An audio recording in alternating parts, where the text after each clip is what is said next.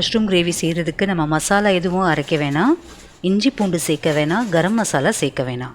வாங்க எப்படி பண்ணலான்னு பார்க்கலாம். நான் ஒரு பேக்கெட் மஷ்ரூம் எடுத்திருக்கேன். அதை நல்லா மைதா மாவு போட்டு முதல்ல க்ளீன் பண்ண போகிறேன்.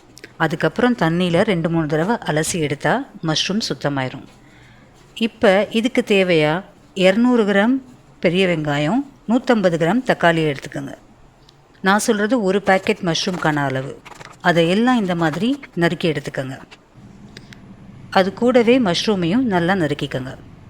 இப்போ நம்ம ஸ்டவ் ஆன் பண்ணி பாத்திரத்தை வச்சிடலாம். ஒரு கடாய் வைங்க, அதில் கொஞ்சமாக எண்ணெய் சேருங்க. முதல்ல வெங்காயத்தை போடுங்க.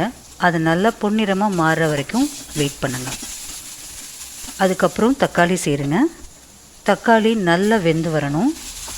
தக்காளி சுருங்கினதுக்கப்புறமா 1/4 டீஸ்பூன் மஞ்சத்தூள், 1/2 டீஸ்பூன் உப்பு சேருங்க. நான் இதில் கல் உப்பு சேர்க்குறேன். நீங்கள் எந்த சால்ட் வேணாலும் போட்டுக்கலாம்.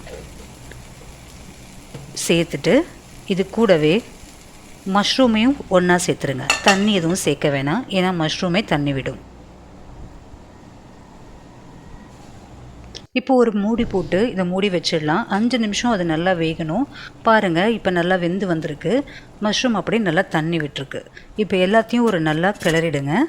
பாருங்கள், தக்காளி, வெங்காயம், மஷ்ரூம் 3 நல்லா குக் ஆகிடுச்சு. இதில் 1/2 teaspoon Kashmiri chilli powder, 1/2 teaspoon தனியாத்தூள், 1/4 டீஸ்பூன் மிளகுத்தூள் 3 சேர்த்து நல்லா வதக்கணும். இது வேக ஒரு 5 நிமிஷம் ஆகும். பாருங்கள், தண்ணி எல்லாம் வற்றி கரெக்டாக வந்திருக்கு. இப்போ இது மேலே கஸ்தூரி மேத்தி போடுங்க.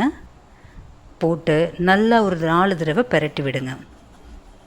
ஒரு மூடி போட்டு அதை மூடிடலாம். அப்படியே ஸ்டவ் ஆஃப் பண்ணிடலாம். இப்போ நான் இங்கே ஃபுல்கா சப்பாத்தி பண்ணியிருக்கேன். அது கூட இந்த கிரேவி ரொம்ப நல்ல காம்பினேஷன்.